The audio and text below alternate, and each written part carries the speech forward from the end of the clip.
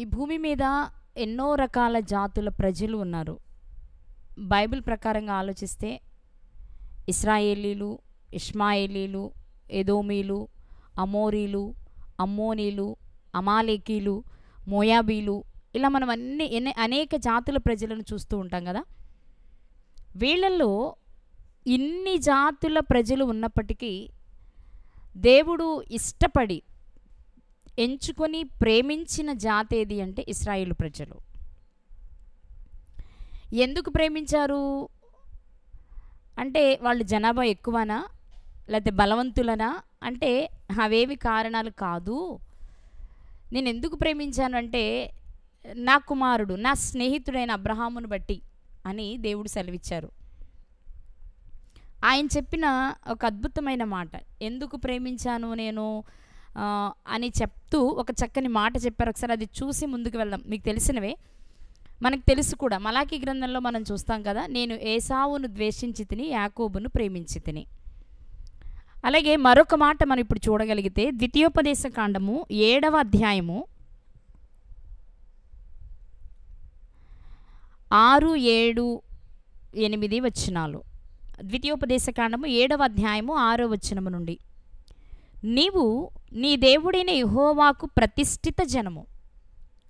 ప్రతిష్ఠితము అంటే ప్రత్యేకింపబడిన వారు అని అర్థం.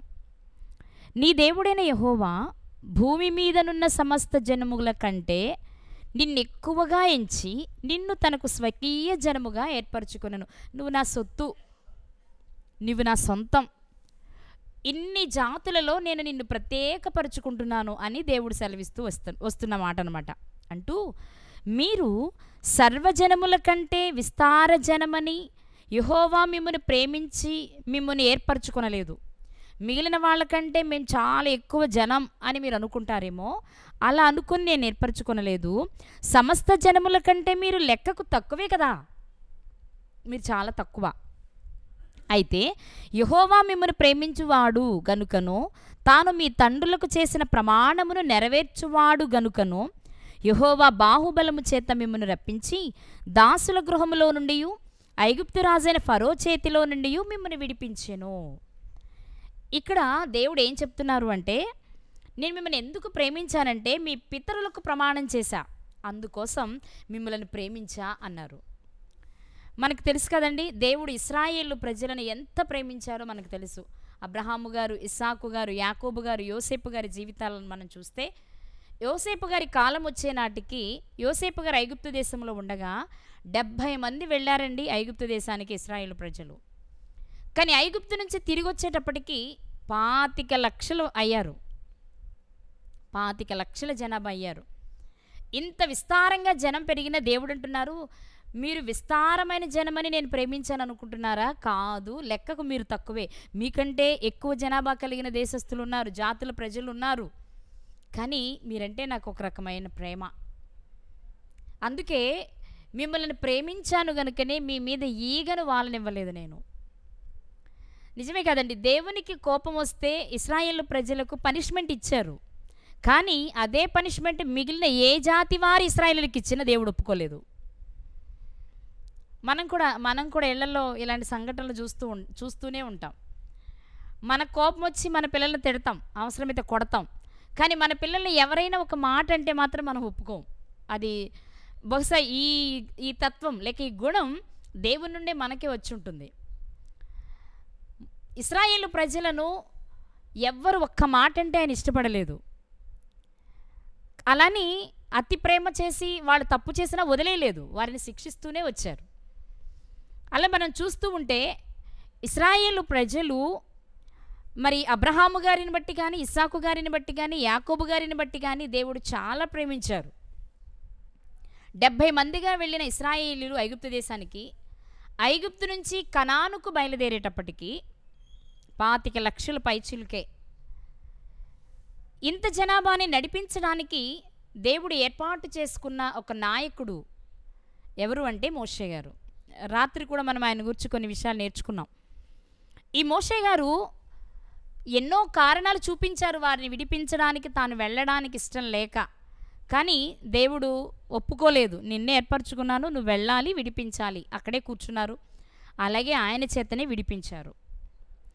ఇశ్రాయేలు ప్రజలు ఐగుప్తు నుంచి కనానుకు ప్రయాణం చేసేటప్పుడు ముఖ్యంగా కనిపించే వ్యక్తి మోషే గారు అయినా, మోషే గారికి సహకారులుగా ఉన్న వాళ్ళు చాలామంది ఉన్నారు. మోషే గారికే చెప్పారు దేవుడు ఏమనంటే, నువ్వేం భయపడక్కర్లేదు, నీ నోటికి నోరుగా మాటగా ఉండడానికి నేను మీ అన్నయ్యని ఎంపిక చేశాను అని మోషే గారికి తోడుగా అహరోను గారిని పంపారు. మోషే గారికి తోడుగా మిరియాము గారిని పంపారు. అలాగే యుద్ధాలు చేయవలసి వచ్చినప్పుడు మోషే గారికి తోడుగా యెహోషువ గారిని పంపారు.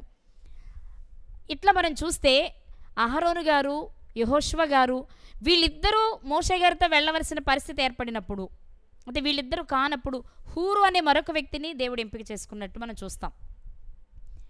ఇశ్రాయేలు ప్రజలను ఐగుప్తు నుంచి కనానుకు నడిపించే ప్రయాణంలో మోషే గారిది ప్రధాన పాత్ర అయిన మోషే గారికి సహకారులుగా చాలామంది ఉన్నారు. అలాంటి వారిలో అహరోను గారు, మిరియాము గారు, యెహోషువ గారు, హూరు గారు, ఇలాంటి వాళ్ళు మనకు చాలామంది కనిపిస్తూ ఉంటారు. వారికి కూడా ప్రత్యేకమైన చరిత్రలు ఉన్నాయి కదా, మనకు తెలుసు కదా. మాట్లాడాలి అన్నా, సూచక్రియలు చేయాలి అంటే అహరోను గారు కనిపిస్తారు. స్త్రీలను నడిపించడానికి మిరియాము గారు కనిపిస్తారు. యుద్ధం చేయవలసి వస్తే మోషే గారు కొండ మీద ఉంటే క్రింద యుద్ధం చేసిన వారు ఎవరు అంటే యెహోషువ గారు. యెహోషువ గారినే మోషే గారు వెంట పెట్టుకుని వెళ్ళవలసిన పరిస్థితి వచ్చినప్పుడు క్రింద సమస్యలు తీర్చడానికి అహరోను గారికి తోడుగా హూరు గారిని పెట్టుకున్నారు. వీళ్ళంతా మోషే గారికి సహకారులే కాబట్టి వాళ్ళని గురించి వ్రాయడంలో తప్పులేదు, ఉన్నదాన్ని చదువుకోవడంలో కూడా తప్పులేదు. కానీ ఇలాంటి సహకారాలేవి లేకుండానే తనకంటూ ఒక ప్రత్యేకమైన గుర్తింపును తెచ్చుకున్న వ్యక్తి ఒకరు ఉన్నారు ఈ కాలంలో, మోషే గారి పీరియడ్లో లేకపోతే యెహోషువ గారి పీరియడ్లో. ఎలాగూ అంటే దేవుడు ప్రత్యేకంగా ఎంపిక చేసుకున్న వ్యక్తి, లేక సాహస కార్యాలు చేయగలిగిన వ్యక్తి, లేక యుద్ధాలు చేయగలిగిన వ్యక్తి అంటే అవేమి కాదు. ఇశ్రాయేలు 12 గోత్రాలలో ఆయన కూడా ఒక గోత్రానికి ప్రధానుడు మాత్రమే. కానీ అతను చేసిన ఒక సాహసం చరిత్రలో నిలిచిపోయింది, తరతరాలకు ఒక పాఠంగా మిగిలిపోయింది. ఆ వ్యక్తి ఎవరో, అతని జీవితం మనకేం నేర్పిస్తుంది, అతని ద్వారా మనం ఏం నేర్చుకోవాలి అనేది ఈ రాత్రి కొన్ని విషయాలు మనం జ్ఞాపకం చేసుకుందాం ప్రియులారా. ఈ రాత్రి దేవుడు మనతో మాట్లాడుతున్న ఆ వ్యక్తి ఎవరు అంటే కాలేబు గారు. ఆ వ్యక్తి కాలేబు గారు. బైబిల్ గ్రంథంలో కాలేబు అని పేరు కలిగిన వారు మనకి చాలామంది కనిపిస్తారు. ముఖ్యంగా యూదా గోత్రానికి చెందిన వారిలోనే 3-4 ఉన్నారు. వాళ్ళల్లో గతంలో కూడా చెప్పాను నేను మీకు ఈ కాలేబు గారుల గురించి. 2 కాలేబులు కనిపిస్తారు ముఖ్యమైన వారు యూదా గోత్రంలో. వారు ఎవరు అంటే మీకు ఒక్క మాట చూపిస్తాను. దినవృత్తాంతముల 1వ గ్రంథము 2వ అధ్యాయము 18వ వచనం. హెస్రోను కుమారుడైన కాలేబు. ఇక్కడ ఒక కాలేబు గారు కనిపిస్తున్నారు. ఈయన ఎవరు అంటే హెస్రోను గారి కుమారుడు. హెస్రోను గారు ఎవరు అంటే 5వ వచనం చదువుకుందాం. పెరేసు కుమారులు హెస్రోను. మరి పెరేసు గారు ఎవరు అంటే యూదా తామారులకు పుట్టిన కవల పిల్లల్లో పెద్దవాని పేరు పెరెసు జరహులు. మనకి తెలుసు ఆ 2 పేర్లు. ఇక్కడ మీకు అర్థం కావాల్సింది ఏంటి అంటే యూదా గారి కుమారుడు పెరేసు గారి కుమారుడు హెస్రోను గారి కుమారుడు కాలేబు. ఈ కాలేబు మనం కిందకొచ్చి చూసుకుంటే ఈ కాలేబు గారు ఎఫ్రాతాని వివాహం చేసుకుంటారు. ఎఫ్రాతా హూరు గారిని కంటే, హూరు ఊరుని కంటే, ఊరి బెసలేలిని గారిని కంటారు. ఈ బెసలేలే మోషే గారి కాలంలో ప్రత్యక్షపు గుడారంలో విలువైన వస్తువులను తయారు చేయడానికి, పనిముట్లను తయారు చేయడానికి దేవుడు ఎంపిక చేసుకున్న ఆత్మజ్ఞానపూర్ణుడు, ఆత్మ జ్ఞానము వివేకము కలిగినటువంటి ఒక వ్యక్తిగా మనం ఈ పేరు చెప్పుకుంటాం. ఇంతకు ఇక్కడ మన కాలేబు కనిపిస్తున్నది. ఇది ఎవరంటే హెస్రోను గారి కుమారుడు, పెరెస్ గారి మనవడు, యూదా గారి ముని మనవడు. యూదా తామారులకు ముని మనవడు కాలేబు గారు. ఇప్పుడు మనం మాట్లాడుకుంటున్న లేకపోతే ఐగుప్తు దేశాన్ని నుండి ఇశ్రాయేలు ప్రజలను నడిపించడానికి మోషే గారి కాలంలో మనకు కనిపిస్తున్నటువంటి ఒక కాలేబు గారు ఉన్నారు కదా, ఆయన ఈ కాలేబు గారు కాదు, కానీ ఈయన యూదా గోత్రికుడే. మరి ఈయనెవరు అంటే యూదా గోత్రంలోనే జన్మించిన ఎపున్నే కుమారుడైన కాలేబు గారు. ఈయన తండ్రి ఎపున్నే. అతనికి ఉన్న మరొక పేరు కెనజీ. ఎపున్నే గారికి ఉన్న మరొక పేరు కెనజీ. ఒకసారి ఆ మాట కూడా చూపిస్తాను మీకు. యెహోషువ గ్రంథము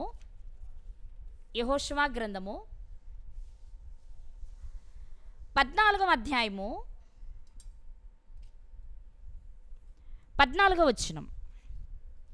యెహోషువ గ్రంథము 14వ అధ్యాయము 14వ వచనంలో, కాబట్టి హెబ్రోను యెపున్నె అను కెనెజీయుని కుమారుడైన కాలేబునకు నేటి వరకు స్వాస్థ్యముగా ఉన్నది. మనకి తెలుసు కదా, దావీదు గారు హెబ్రోనును రాజధానిగా చేసి పరిపాలించారు కదా. ఆ హెబ్రోనుని స్వాధీనం చేసుకున్న వారు ఎవరు అంటే యెపున్నె అను కెనెజీయుని కుమారుడైన కాలేబు. కొన్ని చోట్ల మనకు కనిపిస్తుంది, అదే 14వ అధ్యాయం 6వ వచనంలో కెనెజీయుడగు యెపున్నె కుమారుడైన కాలేబు. ఇక్కడ కెనెజీయుడు అన్న యెపున్నె అన్న రెండు పేర్లు ఒకే వ్యక్తి, ఒకే విషయం. ఇతని కుమారుడే కాలేబు. ఈ కాలేబు గారు ఆనాటి కాలంలో తనకంటూ ఒక ప్రత్యేకమైన ముద్రను వేయించుకున్న వ్యక్తి. ఏంటి తను చేసిన పని?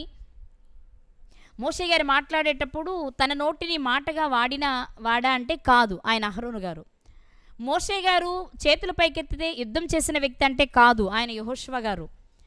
మరి మోషే గారు కొండ మీదకి పలకలు తేవడానికి వెళ్ళేటప్పుడు తోడుగా వెళ్ళిన వ్యక్తి అంటే కాదు, అతను యెహోషువ గారు. మరి యెహోషువ గారిని వెంట పెట్టుకుని వెళ్ళినప్పుడు కింద చూసిన వ్యక్తి అంటే కాదు, అతను హూరు గారు. మరి ఇతనెవరు అంటే ఇతను ఒక బలమైన, ఒక సాహసోపేతమైన కార్యాన్ని చేసినటువంటి వ్యక్తి. ఒక వ్యక్తి నిత్య జీవాన్ని స్వతంత్రించుకోవాలి అంటే ఏం చెయ్యాలో ఆ పని చేసిన వ్యక్తే ఈ కాలేబు గారు. వాస్తవానికి కాలేబు అనే పేరుకి అర్థం కుక్క అనే అర్థం కూడా ఉంటుంది. వాస్తవంగా కుక్క అనగానే మనకు గుర్తొచ్చేది ఏంటంటే విశ్వాసం. మామూలుగా అంటే తాను ఏదైనా సహాయాన్ని పొందితే తప్పకుండా విశ్వాసం కలిగి జీవించే జీవి కుక్క అని మనం అనుకుంటే, ఈ కాలేబు గారు తన పేరుకు సార్థకత చేకూర్చుకునేలాగా నిత్య జీవాన్ని పొందడానికి ఒక వ్యక్తికి ఉండవలసిన అతి ప్రధానమైన విషయాలలో విశ్వాసం అనేది ఎంత ముఖ్యమో దాన్ని చాలా జాగ్రత్తగా కాపాడుకున్న వ్యక్తి అనమాట. దాన్ని కాపాడుకోవడం వలన చరిత్రలో ఒక సుస్థిరమైన స్థానాన్ని సంపాదించుకున్నాడు.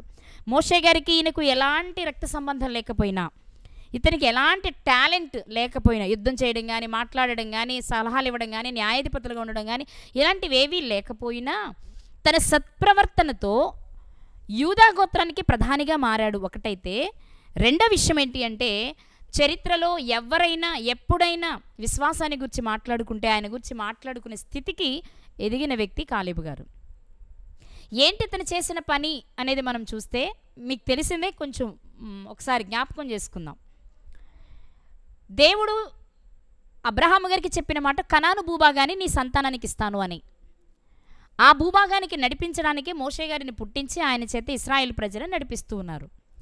వారు నడుచుకుంటూ ఎదోము చుట్టూ తిరిగి అన్ని దేశాల్లో తిరిగి ఆ రాజులందరినీ సంహరించి వాళ్ళు నిదానంగా ప్రయాణం చేసుకుంటూ దగ్గరకు వచ్చిన తర్వాత మోషే గారు ఏం చేశారంటే, మనం వెళ్ళవలసిన కనాను భూభాగం ఎలా ఉంటుందో ముందు ఒకసారి చూద్దాము అని కొంతమందిని ఆ ప్రాంతానికి వేగి చూడడానికి పంపించాలి అనుకున్నారు. అప్పుడు ఏం చేశారు అంటే, ఇశ్రాయేలు 12 గోత్రాలలో కదా, మనం ఇప్పుడు మాట్లాడుకునే 25 లక్షల మంది కూడా ఎవరు అంటే 12 గోత్రాల నుండి వచ్చినవారు.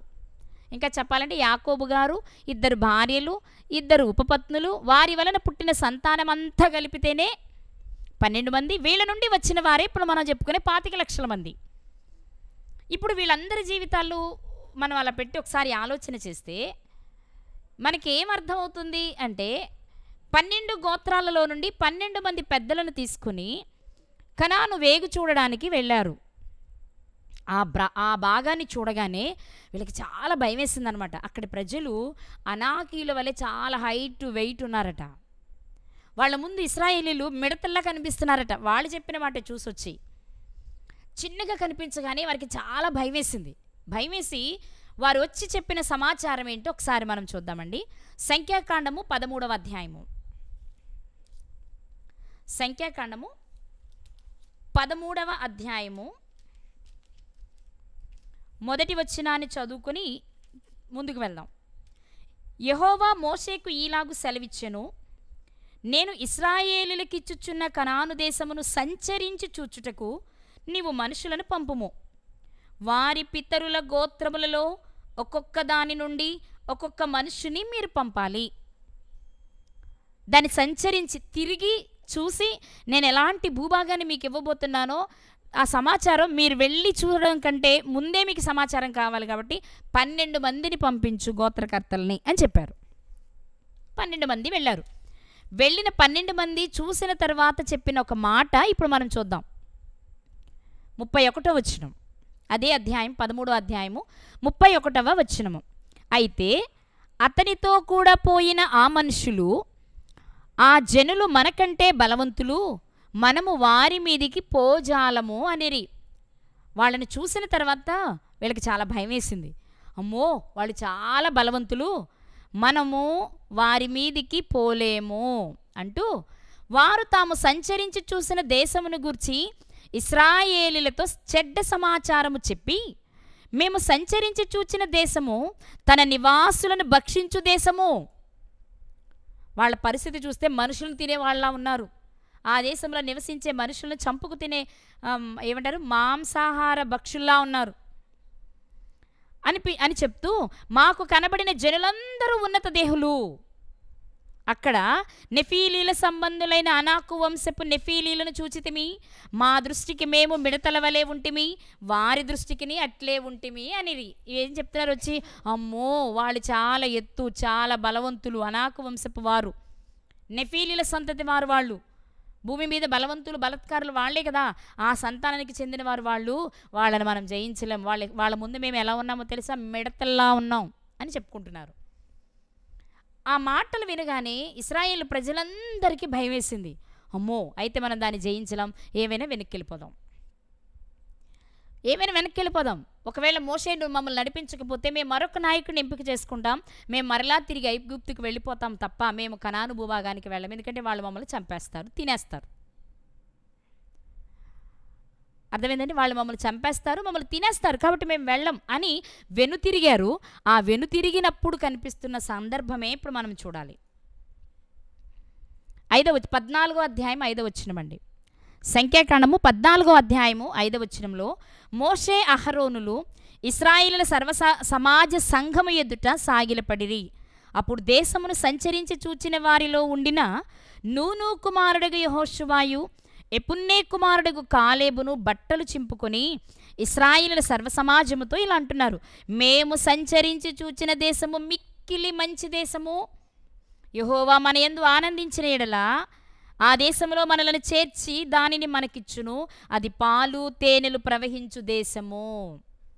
వెళ్ళిన వారు సమాచారాన్ని తెచ్చారు. సమాచారం తెచ్చిన వారు 2 గుంపులయ్యారు. వెళ్ళిన వారు 12 మంది. అందులో 10 మంది ఒకవైపు అయిపోయారు, అమ్మో వాళ్ళు బలవంతులు, మనం గెలవలేం. 2 మాత్రమే ఒకవైపు అయ్యారు, వారే యెహోషువ కాలేబు గారులు. ఈ యెహోషువ కాలేబు గారులు మాత్రం బట్టలు చించుకొని చెప్తున్న మాట ఏంటి అంటే, లేదు, దేవుడు మనకు దాన్ని ఇస్తారు, మనం అందులోనికి వెళ్తాం, అది మంచి దేశం, సస్యశ్యామలమైంది, పాలు తేనెలు ప్రవహించేది, మనం వెళదామని 2 వ్యక్తులే చెప్తున్నారు. 10 మంది కాదు అని చెప్తున్నారు. 10 మంది మాట, 10గురు ఆడిన మాటే మాట కదా, అందరూ ప్రజలు కూడా అదే రైట్ అనుకున్నారు. వీళ్ళకి వ్యతిరేకంగా కొన్ని సందర్భాల్లో మోషే గారిని రాళ్లతో కొట్టి చంపేద్దామా అని అంత స్టేజ్కి వెళ్ళిపోయారండి. కానీ అలాంటి సమయంలో చాలా కాన్ఫిడెంట్గా, లేదు, మనం మిడతల్లా ఉన్న విజయం మాత్రం మనదే, ఎందుకంటే మన పక్షాన ప్రతి సందర్భంలో యుద్ధం చేస్తుంది మనం కాదు, దేవుడు కదా. మనం ఎంతమంది రాజులను తప్పించుకొని వచ్చాం, సీదోన్ రాజును తప్పించుకొని వచ్చామా? మరి వాళ్ళతో యుద్ధం చేసింది మనమా? వాళ్ళతో యుద్ధం చేయాలంటే మన శక్తి ఎలా సరిపోతుంది? దేవుడు కదా మన పక్షాన్ని యుద్ధం చేస్తుంది. మీరెందుకు పిరికివారిగా మారిపోయారు అని వాళ్ళు బట్టలు చించుకుని ఏడ్చి గోలపెట్టి, లేదు కుదరదు, మనం వెళ్లాల్సిందే అని పంతం కట్టారు. అప్పుడు దేవుడు చెప్పిన మాట మీరు ఒకసారి చూసినట్లయితే, అదే అధ్యాయం సంఖ్యాకాండము 14వ అధ్యాయము 24వ వచనం. సంఖ్యాకాండము 14వ అధ్యాయం 24వ వచనం. నా సేవకుడైన కాలేబు మంచి మనస్సు కలిగి పూర్ణ మనస్సుతో నన్ను అనుసరించిన హేతువు చేత అతడు పోయిన దేశములో అతని ప్రవేశపెట్టుదును. ఇక్కడ దేవుడు కాలేబు గారిని గూర్చి మాత్రమే చెప్తున్నారు. వాస్తవానికి మంచి సమాచారాన్ని తెచ్చిన వారు 2 కదా, యెహోషువ కాలేబు గారులు కదా. మరి అలాంటప్పుడు దేవుడు నా సేవకులైన యెహోషువ కాలేబులు అనకుండా, నా సేవకుడైన కాలేబు మంచి మనస్సు కలిగి పూర్ణ మనస్సుతో నన్ను అనుసరించిన హేతువు చేత అనడంలో ఆంతర్యం ఏంటి? ఏంటో తెలుసుకునే ముందు మరొక వచనాన్ని కూడా చూద్దాం మనం. ద్వితీయోపదేశకాండము మరొక మాట మనం తెలుసుకోగలిగితే, ద్వితీయోపదేశకాండము 7వ అధ్యాయము. ఎందుకు కాలేబు గారి విషయంలో దేవుడు ఆ మాట చెప్పారు, కాలేబు గారు చేసిన మంచి పని ఏంటి అనేది మనం చూస్తే, ద్వితీయోపదేశకాండం 7వ అధ్యాయము 17వ వచనంలో, ఈ జనులు నాకంటే విస్తారముగా ఉన్నారు, నాకంటే బలంగా ఉన్నారు, నేనెట్లు వారిని వెళ్ళగొట్టగలనని నీవు అనుకుందువేమో, వారికి భయపడకుము. నీ దేవుడైన యెహోవా ఫరోకును ఐగుప్తు దేశమంతటికి చేసిన దానిని, అనగా నీ దేవుడైన యెహోవా నిన్ను రప్పించినప్పుడు నీ కన్నులు చూచిన ఆ గొప్ప శోధనలను, సూచక్రియలను, మహత్కార్యములను, బాహుబలమును, చాచిన చేతిని బాగుగా జ్ఞాపకము చేసుకునుము. నీకు భయము పుట్టించుచున్న ఆ జనులందరికీ నీ దేవుడైన యెహోవా అలాగే చేయును. దేవుడు ముందే చెప్పారు ఇశ్రాయేలు ప్రజలకు ఏమన్నా తెలుసా, మీరు చేరాలనుకున్న దేశంలోనికి వెళ్ళేటప్పుడు అక్కడ ప్రజలను చూసి మీరు భయపడతారేమో, వారి సంఖ్యను చూసి కానీ, వారి బలాన్ని చూసి కానీ, వారి ఎత్తును చూసి కానీ మీరు భయపడొద్దు. ఎందుకు భయపడద్దో తెలుసా, మీకంటే బలవంతులైన వారిని అనేక మందిని ఓడించి నీ దేవుడు నిన్ను నడిపించాడు కదా, ఆ దేవుడే నీకు తోడై ఉంటాడు అని దేవుడు ముందే సెలవిస్తే, ఆ మాట మోషే గారు ప్రజలందరికీ చెప్తే, ఆ మాటను గుర్తుపెట్టుకున్న వారు కేవలం ఈ ఇద్దరు మాత్రమే. ఆ మాటను గుర్తుపెట్టుకున్నవారు కేవలం ఈ ఇద్దరు మాత్రమేనండి, ఇంకెవరికి గుర్తులేదు. అందుకే భయపడుతున్నారు. దేవుడు ఎన్ని అద్భుతాలు, మనం ఇక్కడ చదివాం కదా, శోధనలు, సూచక్రియలు, మహత్కార్యాలు, బాహుబలము, చాచిన చెయ్యి, ఇవన్నీ నీకు తెలుసు కదా, కాబట్టి మీరు ఎవ్వరికీ భయపడవలసిన అవసరం లేదు అని చెప్తే అందరూ భయపడి మరొక నాయకుని ఎంచుకొని వెనక్కి వచ్చేయడానికి ప్రయత్నం చేస్తున్నారు. కానీ ఆ మాటలు వారి హృదయంలో మారుమ్రోగి దేవుడు మన పక్షాన యుద్ధం చేస్తారని నమ్మిన వీరులు మాత్రం ఇద్దరే. రైట్. వీళ్ళు ఎందుకు నమ్మారు అంటే దేవుడు ముందే సెలవిచ్చారు, సెలవిచ్చిన విషయాన్ని నమ్మారు, విశ్వసించారు, కాబట్టి వీళ్ళు ధన్యులయ్యారు. రైట్. ఇప్పుడు నేను అంటాను, ఇలా చెప్పింది ఇద్దరు కదా, మరి ఇద్దరైతే ఒక్కరి గురించి ఎందుకు దేవుడు మాట్లాడారు? మనం చదువుకున్నాం కదా, ఎక్కడ చదివాం? సంఖ్యాకాండం 14వ అధ్యాయంలో 24వ వచనంలో చూసాం, నా సేవకుడైన కాలేబు అంటే ఒక్కరిని గురించే మాట్లాడినట్టు కనబడుతుంది కదా. ఇప్పుడు మరొక మాట మనం చూద్దాం. ద్వితీయోపదేశకాండము 1వ అధ్యాయము 36వ వచనం. ద్వితీయోపదేశకాండము 1వ అధ్యాయము 36వ వచనం. యెఫున్నె కుమారుడైన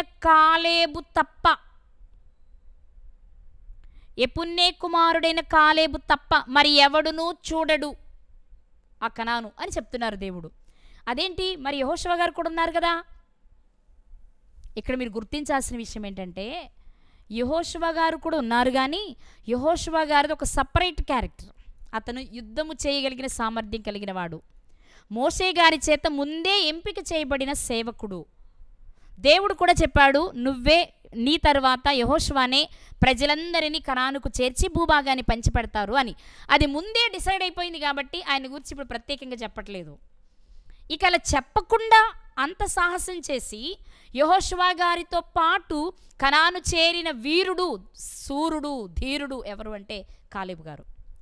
ఈ రాత్రి ఇవన్నీ మీకు తెలియని విషయాలు కాదు, కానీ నేను మీకు చెప్పాలనుకుంటున్న అతి ప్రాముఖ్యమైన పాయింట్ ఏంటంటే, ఒక గొప్ప నాయకుడు కాకపోయినా, ఒక గొప్ప యుద్ధం చేయగలిగిన సామర్థ్యం లేకపోయినా, ఇశ్రాయేలు ప్రజలు యుద్ధం చేయగలిగిన శూరులు, కాల్బలము ఉన్న కదా, మనకు తెలుసు కదా, కాల్బలము ఉన్న 6 లక్షల కాల్బలము ఉన్న ఒక సాధారణ స్థితిలో ఉండి దేవుని మనస్సు గెలిచి నాయకుడైన మోషే గారు చేరని ప్రదేశానికి చేరే అవకాశాన్ని దక్కించుకున్న వ్యక్తి ఎవరు అంటే కాలేబు గారు. నిజం చెప్పాలంటే ఈయన చరిత్ర ఒక ప్రత్యేకమైంది. గొప్ప గొప్ప ఆధిక్యతలు తనకేమి లేవు, గొప్ప గొప్ప వరాలు తనకేమి లేవు, ఉన్న వాటిని బట్టి వెళ్ళగలిగాడు అనడానికి ఏం లేదు. ఆయనకున్న ఒకే ఒక ఆయుధం, ఒకే ఒక అస్త్రం ఏంటి అంటే విశ్వాసం. దేవుడు దేన్ని నమ్మమన్నారో అది నమ్మి మోషే గారు ప్రయాణం చేసిన ఆ ప్రయాణంలో మోషే గారు దిగిపోయిన తర్వాత యెహోషువ గారు వెళ్ళినా కాలేబు గారు ఆ ప్రదేశాన్ని చేరుకోగలిగారు. ఈ రాత్రి కాలేబు గారి జీవితంలో నుండి మనం జ్ఞాపకం చేసుకోవాల్సిన కొన్ని విషయాలు మీకు చెప్పాలనుకుంటున్నా. మిగిలిన వారికి వల్లే గొప్ప గొప్ప ఆధిక్యతలు కాలేబు గారికి లేవు. కేవలం ఒక ప్రధాని, ఆ గోత్రానికి ఒక ప్రధాని. కానీ అతనికి ఉన్నదేంటో తెలుసా? విశ్వాసము, విశ్వాసము, విశ్వాసము. అహరోను గారు చేరల, మోషే గారు చేరల, మిరియాము గారు చేరల, బయలుదేరింది వాళ్లే. అలాని వాళ్ళని నేను చెడ్డవాళ్ళు అనట్లా. పాలు తేనెలు ప్రవహించే భూభాగాన్ని దూరం నుండి చూసిన వారే కానీ చేరిన వారు కాదు వాళ్ళు. అంటే భౌతికంగా కనాను గురించి మాట్లాడుతున్నా నేను. కానీ అలాంటి కనానులోనికి చేరడానికి మోషే గారంత ధీరత్వాన్ని చూపించిన వ్యక్తి కాదు కాలేబు గారు. యెహోషువ గారంత ధీరత్వాన్ని చూపించిన వారు కాదు కాలేబు గారు. కానీ ఆ భూభాగాన్ని చేరుకోగలగడానికి కారణం ఏంటో తెలుసా అండి? ఏది నమ్మమని దేవుడు చెప్పారో అది నమ్మి చూపించారు తన క్రియల ద్వారా. బట్టలు చించుకొని మరి ఏడ్చి చెప్తున్నారు, లేదు దేవుడు మన పక్షాన యుద్ధం చేస్తారు, మనల్ని ఆ ప్రాంతానికి తీసుకుని వెళ్తారు, ఆయన మాటిచ్చాడు, వాగ్దానము చేసిన దేవుడు నమ్మదగిన వాడనే విషయాన్ని హృదయపూర్వకంగా విశ్వసించిన వ్యక్తి కాలేబు గారు ప్రియులరా. అందుకే కాలేబు తప్ప అక్కడే వ్రాయబడిన మాట మనం చూస్తే ద్వితీయోపదేశకాండం 1వ అధ్యాయం 36వ వచనంలో, అతడు పూర్ణ మనస్సుతో యెహోవాను అనుసరించెను గనుక అతడు దానిని చూచును. ఇక్కడ పూర్ణ మనసుతో విశ్వసించడానికి అతనుకున్న ఏకైక బలమైన కారణం ఏంటి అంటే విశ్వాసం, విశ్వాసం, విశ్వాసం. ఇది చాలా చాలా చాలా అవసరం. గత చాలా రోజులుగా మనం మాట్లాడుకుంటున్న విషయం. ఏ విశ్వాసం ఒక వ్యక్తిలో పరిపూర్ణంగా ఉండాలో ఆ పరిపూర్ణ విశ్వాసం కలిగిన వ్యక్తి, పూర్ణ మనస్సుతో విశ్వసించిన వ్యక్తి కాలేబు గారు. నిండు మనస్సుతో విశ్వసించిన వ్యక్తి కాలేబు గారు. అందుకే ఆయన కనానులోనికి చేరగలగడమే కాదు, పరిశుద్ధ గ్రంథంలో ఒక స్థానాన్ని సంపాదించుకున్నాడు. ఈనాటికి ఏనాటికి మనం మాట్లాడుకునేలా ఉన్నారు. ఇక్కడ నేను మీతో ఒక విషయం మాట్లాడాలనుకుంటున్నా. నిజంగా కనాను చేరగలిగే అంతటి విశ్వాసం కలిగినప్పటికీ యెహోషువ గారు, కాలేబు గారు కదా వేగి చూసి వచ్చింది. మరి వీళ్ళల్లో మోషే గారి తర్వాత కనానులోనికి చేర్చే బాధ్యత దేవుడు యెహోషువ గారికి అప్పగించారు. ఆ సమయంలో కాలేబు గారు ఒక విషయం అనుకోవచ్చు, యెహోషువకి ఎందుకు అప్పగిస్తున్నారు? నాకు మంచి విశ్వాసం ఉంది కదా, సంపూర్ణ విశ్వాసం కలిగిన వ్యక్తి నిత్య జీవానికి వెళ్ళగలిగినప్పుడు, సంపూర్ణ విశ్వాసం కలిగిన నేను కనాను చేరగలిగినప్పుడు నా వెనుకున్న వారిని చేర్చలేనా? వచ్చిన ఇద్దరిలో ఒకడికి మాత్రం పట్టాలిచ్చి పగ్గాలిచ్చి నన్ను మాత్రం తక్కువ చేస్తున్నారే అనుకోలేదు. చూడు, నాతో 12 మంది వచ్చారు, 12 మందిలో 10 మంది చెడ్డ సమాచారాన్ని తెచ్చారు. మరి మంచి సమాచారం తెచ్చిన వాడు నేను కదా, 10 మంది లాంటి సమాచారం కాదు కదా నేను తెచ్చింది, నన్ను ఎందుకు తక్కువ చేశారు అని అనుకోలేదు. ఆయన గురి ఒకటే, నేను పరిపూర్ణంగా విశ్వసించాలి, చనిపోతే పరలోకం వెళ్ళాలి, ఆయన ఇస్తే కనాను చేరతాను, లేకపోయినా నిత్య జీవాన్ని స్వతంత్రించుకోవాలి అన్న ఒక గురి మాత్రమే కలిగిన వ్యక్తిగా కాలేబు గారు మనకు కనిపిస్తూ ఉంటారని నేను మీకేం చెప్పదలిచాను అంటే, ఈ సందర్భం ద్వారా ఏవో గొప్ప గొప్ప వాటిని ఆశించి భక్తిని కనుపరిచిన వారు కాదు వీళ్ళు. మోషే గారు ఉన్నాడు, నాయకత్వం వచ్చింది. యెహోషువ గారు ఉన్నారు, నాయకత్వం వచ్చింది. ఏదో వస్తుంది కదా అని భక్తి చేశారు అనుకోవడానికి లేదు. అది వచ్చినా రాకపోయినా వారి విశ్వాసం ఒకేలా ఉంది. సరే, వాళ్ళకు వచ్చింది, మరి రాని ఇతని పరిస్థితి ఏంటి అంటే, రాకపోయినా ఇతని విశ్వాసం కూడా ఆ స్థాయిలోనే ఉంది. భక్తి అంటే ఇదండి, భక్తి అంటే ఇది. దేనిని ఆశించకుండా నిష్కల్మషమైన మనస్సుతో, ఎవరు యథార్థమైన మనస్సుతో విశ్వాసము, సంపూర్ణ విశ్వాసం కలిగి పనిచేస్తారో వారికి ఉంటుందండి నిత్య జీవం. నిజంగానే కాలేబు గారిని చూస్తే, మరి యెహోషువ గారు విషయం మనం ఆలోచిస్తే, యెహోషువ గారిని ముందే ఎంపిక చేసుకున్నారు కాబట్టి ఆయన పేరు ప్రస్తావించట్లేదు. ఎలాగో ఆయనే వెళ్ళాలి, భూభాగాన్ని పంచాలి. కానీ ఆయనకులా ఆ భాగంలోనికి వెళ్ళగలిగే ఆధిక్యత కాలేబుకు తప్ప నేను ఇంకెవ్వరికి ఇవ్వను అంటున్నారంటే, అతడు నన్ను పూర్ణ మనసుతో విశ్వసించాడు అని దేవుడే చెప్తున్నమాట. కాలేబు గారి జీవితం నుండి ఈ రాత్రి మనం నేర్చుకోవాల్సిన విషయం ఏంటో తెలుసా? నీకేదో లభిస్తుంది అనుకుని నువ్వు దేవుని దగ్గరికి రావద్దు. అది భక్తి కానే కాదు. అప్పులు తీరుతాయనో, పిల్లలు పుడతారనో, రోగాలు పోతాయనో, సమాజంలో గుర్తింపు వస్తుందనో, పాస్టర్స్లో గొప్ప పేరు పొందొచ్చనో, ఇలాంటి వాటిని ఆశించి వస్తే నిత్య జీవం ఉంటుందని నేను చెప్పలేను. ఒకవేళ ఇక్కడివి రావచ్చు, కానీ నిత్య జీవాన్ని పొందుకోవాలనుకున్న వారు వాటిని ఆశించరు. అవి దక్కనప్పుడు ఏమాత్రం బాధపడరు. యెహోషువ గారికి దక్కింది నాకు లేదే అనుకోవట్లేదు.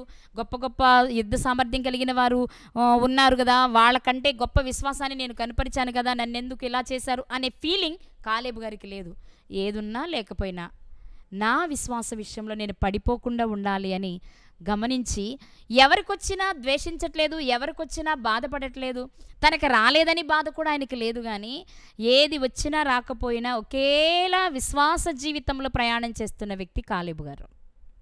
అందుకే పెద్ద పెద్ద గొప్ప గొప్ప అర్హతలు ఆయనకి లేకపోయినా, ఒకవేళ 6 లక్షల కాల్బలంలో ఈయన కూడా ఉండుండొచ్చేమో కొంచెం మంచి బలాఢ్యుడిగా. ఎందుకంటే బయలుదేరినప్పుడు ఆయనకు 40 సంవత్సరాలేనట, చివరికి చేరేటప్పటికి 80 సంవత్సరాల వయసుగా మనం చూస్తాం యెహోషువ గ్రంథంలో. ఓకే, ఇక్కడ విషయం ఏంటంటే గొప్ప గొప్ప ఆధిక్యతలు ఆయనకి లేకపోయినా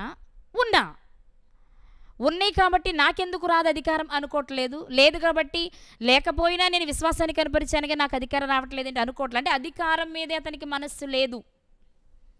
వచ్చిన ఇద్దరిలో ఒకరికి అధికారం ఇచ్చారు, నాకెందుకు ఇవ్వట్లేదని బాధపడట్లేదు. కానీ తాను మంచి మనస్సు కలిగిన వాడై, నిండు మనస్సు కలిగిన వాడై, దేన్ని విశ్వసించాడో దాని యందే గురి కలిగిన వాడే ప్రయాణం చేస్తున్నాడే తప్ప మరొకటి కాదు. అందుకే దేవుడు తనను ప్రత్యేకంగా చెప్తూ అతని నేను చేరుస్తా, అతడు కనాను చూస్తాడు, అతడు నిండు మనసుతో నన్ను అంగీకరించిన వ్యక్తి అని దేవుడే సెలవిస్తున్నమాట. ప్రియులారా, ఇక్కడ మనం నేర్చుకోవాలి, ఏమున్నా లేకున్నా, ఏ అధికారం ఉన్నా లేకున్నా మన విశ్వాస విషయంలో మనం వెనుకంజ వేయకూడదు. క్షణికమైన వాటి కొరకు, భోగేచ్ఛల కొరకు, శరీర సంబంధమైన సుఖాల కొరకు దేవుని దగ్గరికి వద్దు. ఒకవేళ వచ్చాక అవి దొరకలేదని వెళ్ళిపోవద్దు, వచ్చాక వాటి కొరకు దీనిని వదులుకొని వెళ్ళిపోవద్దు. కానీ ఏమున్నా లేకున్నా సంపూర్ణ విశ్వాసం కలిగిన వారమై ఉంటే ఊహించని రీతిలో దేవుడు మన జీవితాలు అద్భుతాన్ని చేస్తారు అనడానికి కాలేబు గారి జీవితమే సాక్ష్యము. ఈ సందర్భాన్ని మనం జ్ఞాపకం చేసుకుంటున్నప్పుడు క్రొత్త నిబంధనలో కూడా మనకు కొంతమంది వ్యక్తులు కనిపిస్తారండి. వాళ్ళని గురించి కూడా కొంచెం మాట్లాడుకుందాం మనం. వాళ్ళెవరు అంటే, యేసుక్రీస్తు ప్రభువారు యూదా గోత్రికుడే. ఆయన పరిచర్య చేసేటప్పుడు ఆయన దగ్గర స్వస్థతలు పొందడానికి, ఆహారం తినడానికి వేల సంఖ్యలో వచ్చేవారు. కానీ అందరినీ ఆయన శిష్యులుగా చేసుకోలేదు. 12 మందిని మాత్రమే చేసుకున్నారు. 12 మంది మాత్రమే శిష్యులైతే, శిష్యులకున్న లక్షణాలన్నీ కలిగిన శిష్యులుగా ఎంచబడకపోయినా దూరము నుండి క్రీస్తును అనుసరిస్తున్న వారు కొందరున్నారు. వాళ్ళని మనం తప్పకుండా జ్ఞాపకం చేసుకోవాలి. వాళ్ళు ఎవరు అంటే మీకు వాళ్ళు కూడా తెలుసు. అపోస్తుల కార్యములు 1వ అధ్యాయము 21వ వచనం నుండి చదువుకుందాం. అపోస్తుల కార్యములు 1వ అధ్యాయము 21వ వచనం నుండి. కాబట్టి ఇక్కడ శిష్యులందరూ మేడగదిలో ఉండి ప్రార్థన చేస్తున్నారు, పరిశుద్ధాత్మ కొరకు కనిపెడుతూ. వాళ్ళతో పాటు అనేక మంది ఉన్నారు. యేసుక్రీస్తు వారు చెప్పి వెళ్ళిన మాట. ఆ సమయంలో పేతురు గారికి ఒక ఆలోచన వచ్చింది. ఏంటంటే అది 12 మందిలో ఒకరిని ఇస్కరియోతు యూదా ఉరిపెట్టుకుని చనిపోయాడు కదా, ఆ ఖాళీని భర్తీ చేయడానికి చిన్న టెస్ట్ పెడదాం. అందులో ఎవరు గెలిస్తే, దేవుడు ఎవరిని ఎంపిక చేస్తే వారిని 12వ శిష్యునిగా తీసుకుందామని చెప్పి ప్రారంభించారు. ఆ 12వ అపోస్తులునిగా ఎంపిక చేయబడడానికి ఒక వ్యక్తికి ఉండవలసిన అర్హతలు ఏంటో ఇప్పుడు మనం చదువుకుంటున్నాం. ఆ అర్హతలు కలిగిన వ్యక్తులే మనకి ఇక్కడ కనిపిస్తారు. వాళ్ళు ఎవరు అంటే, యోహాను బాప్తిస్మం ఇచ్చినది మొదలుకొని, ఎవరికి?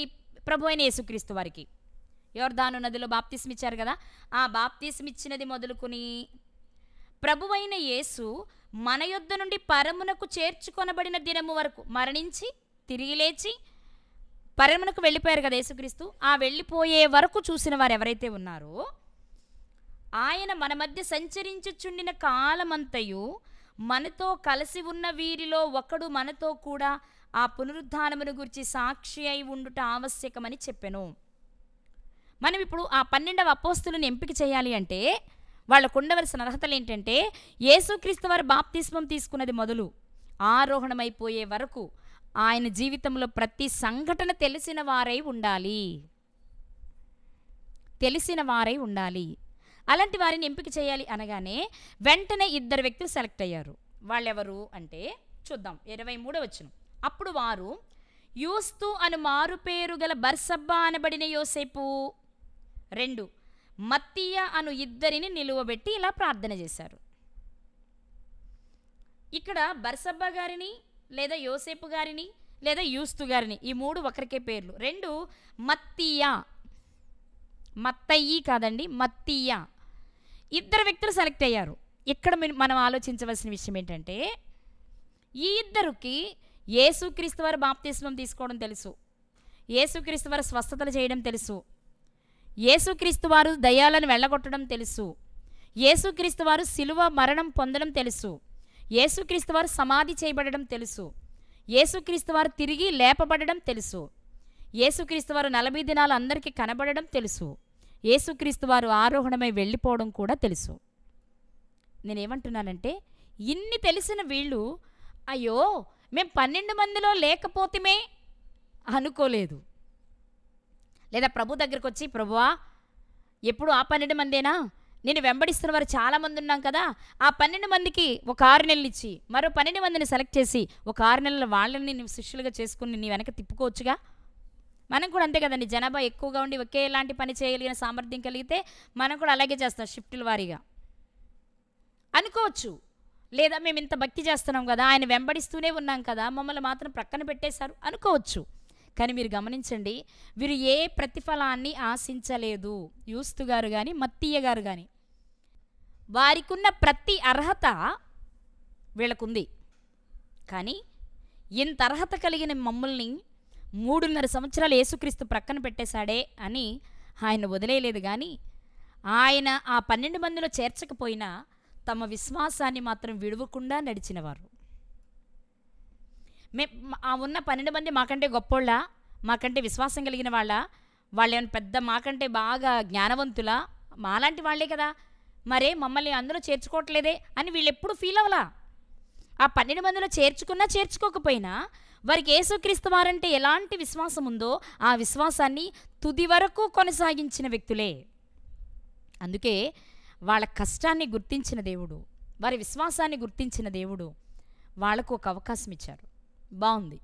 12 మందిలో లేకపోయినా భక్తి చేసిన వారే వీళ్ళిద్దరు కూడా. నిజంగా వీళ్ళ భక్తిని చూస్తున్నప్పుడు మనం కొంచెం ఆలోచించాలి. మనకు ఎలాంటి భక్తి ఉండదు. మనకు అక్కడ ఏదన్నా ఒక మంచి స్థానం లభిస్తుంది అనుకుంటే వెళ్తాం, మనకు అక్కడ మంచి చోటు లేదంటే జంప్ అక్కడి నుంచి మరో చోటుకి వెళ్ళిపోతాం మనం. అంతేగాని ఈ లోక సంబంధమైన ఎలాంటి అధికారాలను, ఎలాంటి అర్హతలను కోరుకోకుండా వారు నమ్మిన దాని కొరకు బ్రతికిన వారిగా కనబడుతున్నారు మనకు వీళ్ళు. అక్కడ కాలేబు గారు అదే కనిపిస్తున్నారు, ఇక్కడ వీళ్ళిద్దరు కూడా అదే కనిపిస్తున్నారు. రైట్, ఇలాగే ఉన్నారు. ఓకే, ఒక స్థానం భర్తీ అయింది కాబట్టి ఆ చోటులోనికి ఒక వ్యక్తి వచ్చేసారు, ఆయనే మత్తీయ గారు. ఇప్పుడు ఇక్కడ మనం ఆలోచించాల్సిన రెండో విషయం ఏంటి తెలుసా? మరి మత్తీయ గారు చేరిపోయారు, బాగుంది, ఇంకొక వ్యక్తి మిగిలిపోయాడు కదా, ఇతను బాధపడవచ్చు. ఏదో ప్రారంభం నుండి ఇద్దరు ఉన్నాం కాబట్టి ఒకరికి తోడు ఒకరిగా అలా ఉండిపోయాము, ఇప్పుడు మా ఇద్దరిని చీల్చి ఒకరిని చేర్చుకున్నారు, నన్ను వదిలిపెట్టేశారు అని బర్సబ్బా గారు బాధపడలేదండి. తనకున్న విశ్వాసాన్ని విడిచిపెట్టలేదు. తాను ఏ విషయాన్ని విశ్వసించాడో, ఆనాటి నుండి ఏ విశ్వాసం కలిగిన వాడే యేసుక్రీస్తును అనుసరిస్తూ వచ్చాడో, ఆయన లేకపోయినా అదే భావజాలం కలిగి బ్రతుకుతున్న వ్యక్తిగా మనకు కనబడుతూ ఉన్నారు. విశ్వాసమన్నా భక్తన్నా మన గుర్తుకు రావలసిన వాళ్ళలో వీళ్ళు కూడా ఉన్నారనే సంగతి మనం మర్చిపోకూడదు. గొప్ప గొప్ప అర్హతలు లేకపోయినా తనలాంటి వాళ్ళందరూ చూపించని విశ్వాసాన్ని చూపించిన వ్యక్తిగా కాలేబు గారు మనకు కనబడుతూ ఉంటే, అదే మాదిరి కలిగిన వారిగా మనకి బర్సబ్బా గారు, మత్తీయ గారు కనిపిస్తూ ఉన్నారు. ప్రియులారా, వీళ్లకు అన్ని అర్హతలు ఉన్నాయి, అన్ని రకాల పరిస్థితులు ఉన్నా వాళ్ళ 12 మందిలో చేర్చకపోయినా బాధపడలేదు. వారిలో ఒకరు అర్హతను పొంది ఒకరు పొందకపోయినా 12వ స్థానాన్ని పొందడానికి బాధపడలేదు. కానీ వారి విశ్వాసాన్ని వదలకుండా భక్తిని కొనసాగించిన వారిగా మనకు కనబడుతూ ఉంటారు. మత్తీయ గారు విశ్వాసాన్ని కలిగి జీవించారు కాబట్టి 12వ వ్యక్తిగా ఎంపిక చేయబడ్డారు. మరి బర్సబ్బా గారి పరిస్థితి ఏంటి? ఆయన అలాగే ఉన్నారా? ఆయన ఏమైనా తృణీకరించారా అంటే మనం చదువుకుంటాం తర్వాత కాలంలో. ఒక్కసారి ఆ మాట మనం చూసినట్లయితే అపోస్తుల కార్యములు 15వ అధ్యాయంలో 22వ వచనం, ప్రియులారా ముగించుకుందాం. అపోస్తుల కార్యములు 15వ అధ్యాయం 22వ వచనం. ఇక్కడ మనకి తెలుసు కదా, యెరూషలేములో ఒక పెద్ద మహాసభ జరిగింది, సున్నతిని గూర్చిన మహాసభ. ఆ తర్వాత కొన్ని మార్పులు జరిగించి ఆ జరిగిన మార్పులను ప్రతి సంఘానికి తెలియచేయడానికి నమ్మకస్తులైన మనుషులను పంపిస్తూ ఉన్నారు. ఆ పంపే వారిలో మనకు కనిపించే ఇద్దరు వ్యక్తులు ఎవరు అంటే 22వ వచనాన్ని మనం చూసినట్లయితే ఇప్పుడు కనిపిస్తుంది 15:22. అప్పుడు సహోదరులలో ముఖ్యులైన బర్సబ్బా అను మారుపేరు గల యూదాను, సీలను. ఇక్కడ మీరు ఒక విషయాన్ని గమనిస్తే ఈ బర్సబ్బా ఆయనే అనేది ఎక్కువ మంది ప్రజలు విశ్వసించే విషయం. యూస్తు అని, యూదా అని, బర్సబ్బా అని, యోసేప్ అని పేర్లు ఉన్నాయి. ఆయన ఎందుకంటే వాళ్ళకి చాలా పేర్లు ఉంటాయి కాబట్టి కొన్ని చోట్ల ఆ పేరు, కొన్ని చోట్ల ఈ పేరు ప్రస్తావించబడింది అనుకుంటారు అని చెప్తూ ఉంటారు. అదే నిజమైతే ఇక్కడ మనం చూడొచ్చు, ఈ బర్సబ్బా గారు ఎలాంటి వారు అంటే సహోదరులలో ముఖ్యమైన వ్యక్తి. ఎందుకు ముఖ్యమైన వ్యక్తి అంటే ఏ ప్రతిఫలాన్ని ఆశించకుండా ప్రారంభం నుండి ఒకే విశ్వాసాన్ని కనుపరిచిన వ్యక్తి కాబట్టి. అదే మనస్తత్వం శీల గారిది కూడా. అంటే నేనేమంటున్నాను అంటే వీరేది ఆశించలేదు కాబట్టి వారికి ఏ పదవి రాకపోయినా బాధ లేదు, వచ్చినా పనిచేశారు. వచ్చినా మేము ఈ హోదా కలిగిన వాళ్ళమని గొప్పలు చెప్పుకోలేదు, రానంత మాత్రాన బాధపడలేదు, వచ్చిన వారిని చూసి అసూయపడలేదు. అంటే ఇక్కడ మనం నేర్చుకోవాల్సింది పాత నిబంధనలో కాలేబు గారిని గుర్చైనా, క్రొత్త నిబంధనలో బర్సబ్బా గారు, మత్తీ గారిని గుర్చైనా మనం తెలుసుకోవలసింది ఏంటి అంటే వారు నిజమైన భక్తి కలిగిన వారు. ఏమున్నా లేకపోయినా సంపూర్ణమైన భక్తిని కనుపరిచి దేనిని విశ్వసించాలో లేక నిత్య జీవానికి ఏ విశ్వాసం ఉండాలో అలాంటి పరిపూర్ణమైన విశ్వాసం కలిగిన వారు. ఈరోజు మనం ఎలా ఉన్నాం? వారు చాలా పరిపూర్ణ విశ్వాసులు కాబట్టే పరిశుద్ధ గ్రంథంలో మంచికి మారు పేరుగా ఒక్క చోట 2 చోట్ల కొద్ది విషయాలైన వారి గురించి దేవుడు రాయించడానికి ఇష్టపడ్డారు. ఎందుకో తెలుసా? అన్ని అర్హతలు ఉన్నా చిన్న చిన్న పదవులు రానంత మాత్రాన విశ్వాసాన్ని కోల్పోయిన వారు కాదు.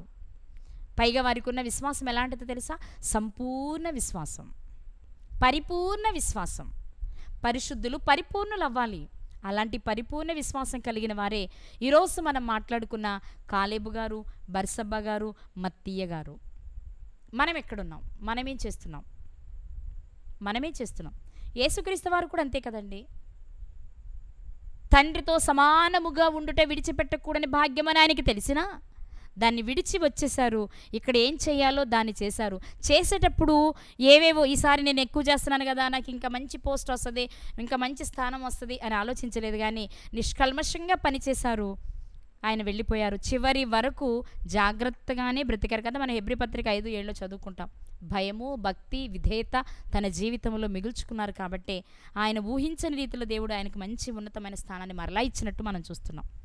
ఈ రాత్రి దేవుడు మనకు నేర్పుతున్న విషయం ఏంటి అంటే, ఒకసారి నువ్వు ఏదైనా విషయమందు విశ్వాసం ఉంచినట్లయితే ఆ విశ్వాసంలో నువ్వు దినదినము అభివృద్ధి చెంది పరిపూర్ణ నిండు మనసుతో విశ్వాసం కలిగిన వాడిగానే నువ్వు మరణించాలి తప్ప మధ్యలో అటు ఇటు చెదిరిపోతూ జరిగిపోతూ విశ్వాసంలో బలహీనుడు అయిపోతూ, ఇంకా చెప్పాలంటే విశ్వాసంలో చచ్చిన స్థితిలోనికి వెళ్ళిపోయే స్థితిలో మనం ఉంటే ఈ రాత్రి ఆ ముగ్గురు భక్తులు మన ముందు నిలబడి చెప్తున్న